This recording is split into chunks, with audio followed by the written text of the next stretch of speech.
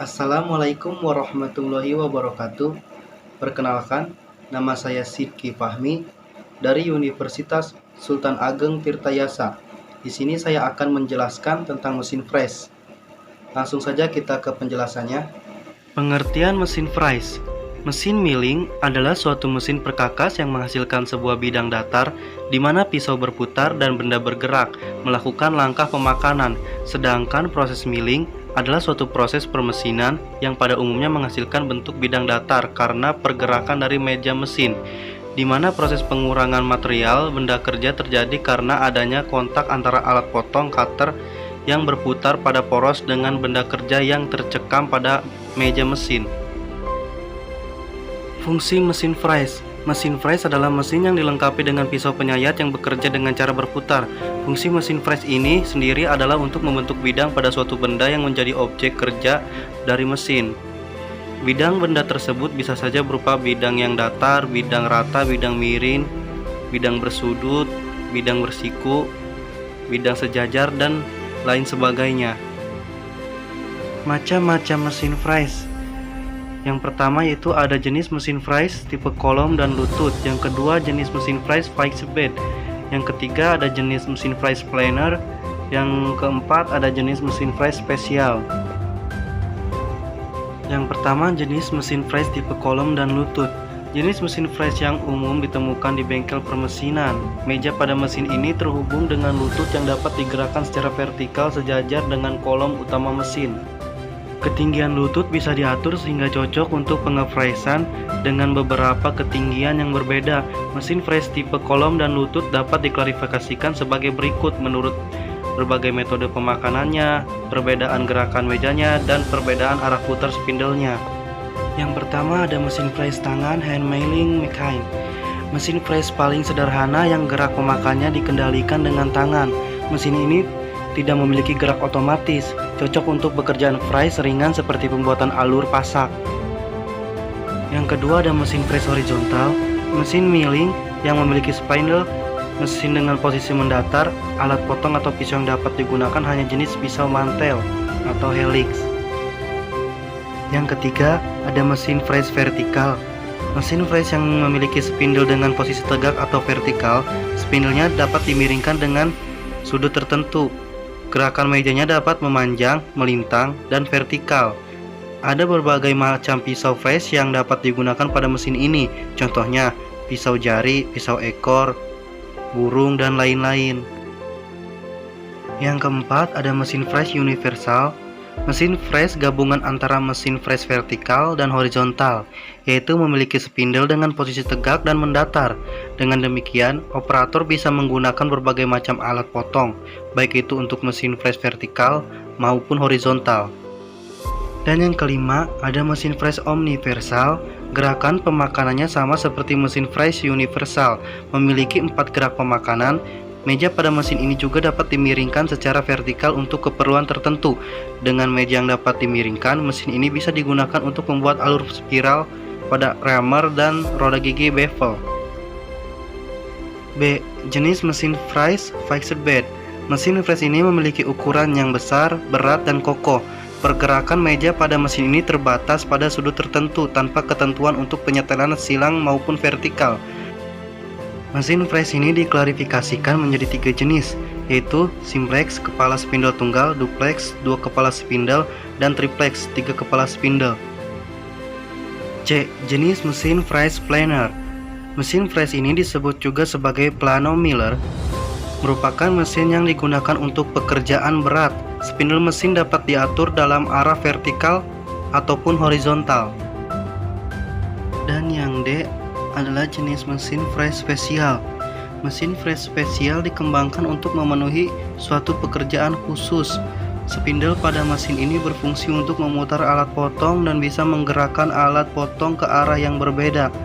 Yang termasuk jenis mesin freeze spesial antara lain yaitu: yang pertama ada mesin freeze dengan meja putar rotary table.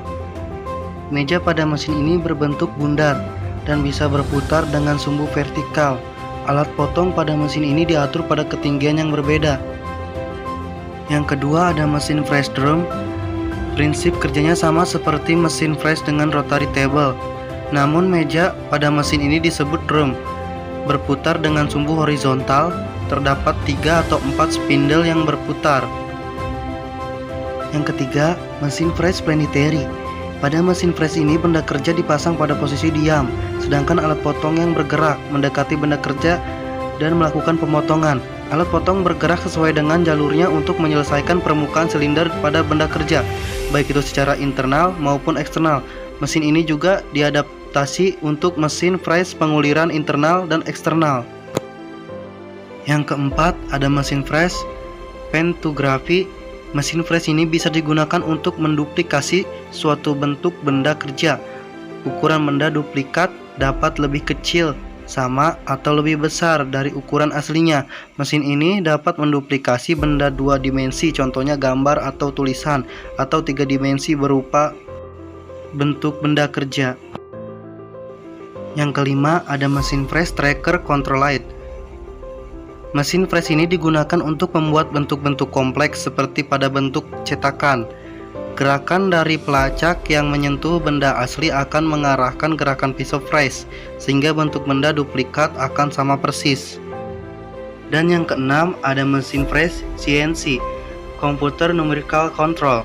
Mesin fresh yang dapat menduplikasi benda kerja secara keseluruhan sesuai program atau template yang telah ditentukan.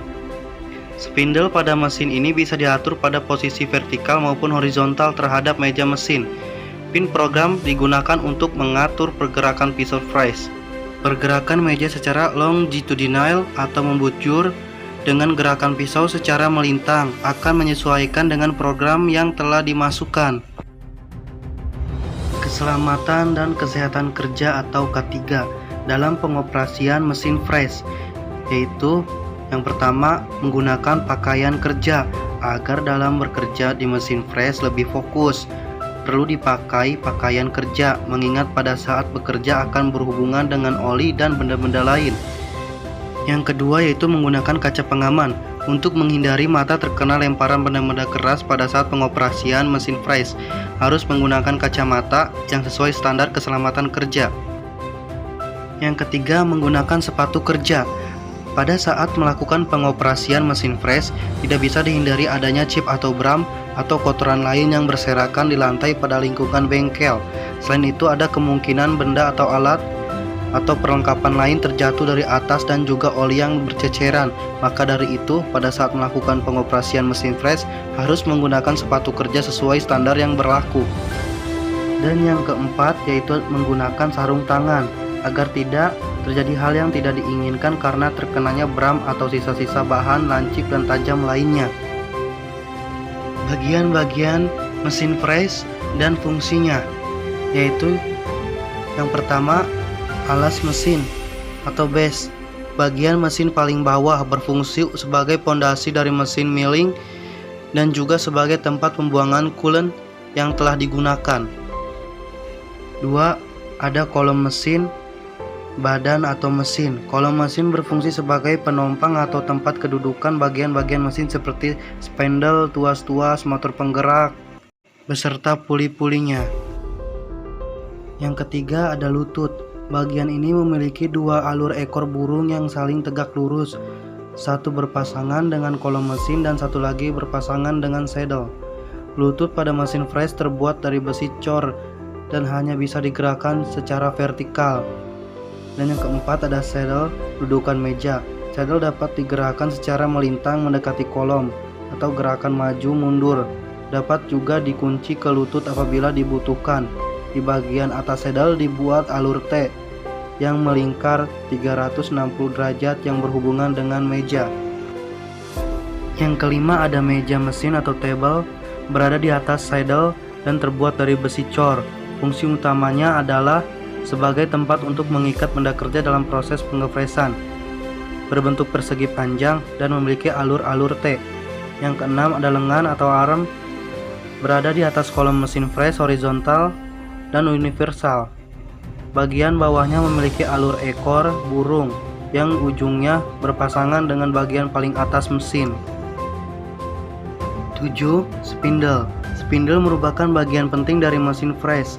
berfungsi sebagai tempat penahanan alat potong pada mesin fresh vertikal dan sebagai tempat arbor pada mesin fresh horizontal.